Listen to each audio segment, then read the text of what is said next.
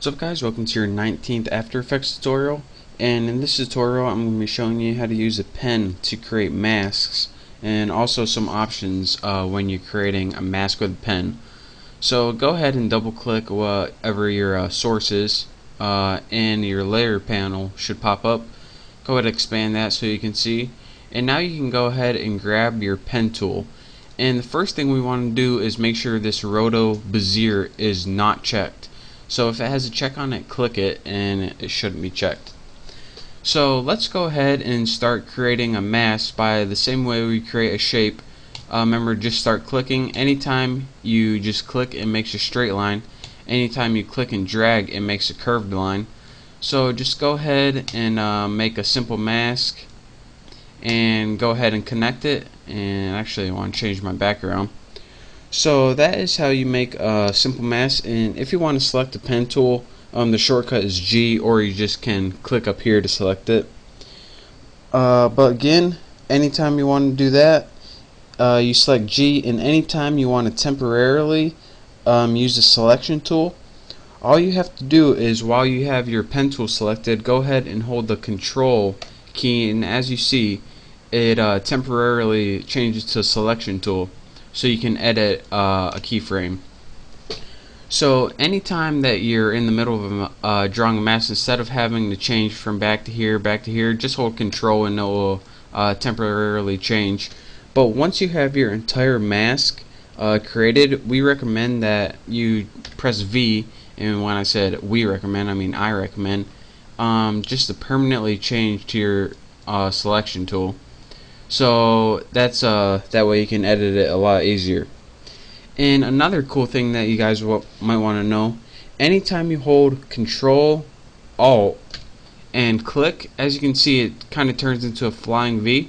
Just like when you're drawing shapes, whenever you click this, all your curved point change to straight points. So that is how you can change a curved point to a straight point using just that little shortcut. Hold down Control Alt on your keyboard and go ahead and do that. Now another cool thing that I want to show you guys is how to add a vertex using your pen tool. Now go ahead and select your pen tool or press G again, and whenever you do, anytime you hover over a line where there isn't a keyframe, your pen changes to a little pen with a plus sign on it, and this means that if you click, it adds a keyframe right there, so you can go ahead and edit that. Anytime that you hover over with your pen tool that already is an existing keyframe, your pen changes to a minus, and you can subtract the keyframe right there. So that is how you can add and subtract keyframes, and that's pretty much all it is to making custom masks with the pen tool. So let me go ahead and delete this mask, and let me show you what I meant when I said what that Roto Bezier is. What the Roto Bezier is, and I don't know if I'm saying it right because I learned it from reading in a book, but it pretty much is just a way to create automatic curves. So go ahead and select your pen tool again and make sure that it's checked this time and not unchecked. And if you go ahead and start creating things, unlike last time where it automatically made straight lines, this automatically makes curved lines. And instead of clicking and dragging to make curved lines, whenever you click and drag it, it just moves the entire keyframe. So that's the difference between a regular pen tool and a Roto Bezier pen tool. And as you see, you can close that just like this. Now in the last tutorial, I went over all these mask properties except mask path. And what mask path was is just a way to animate your mask pretty much. So for example, go ahead and click this, and our mask is kind of in the top left corner right now.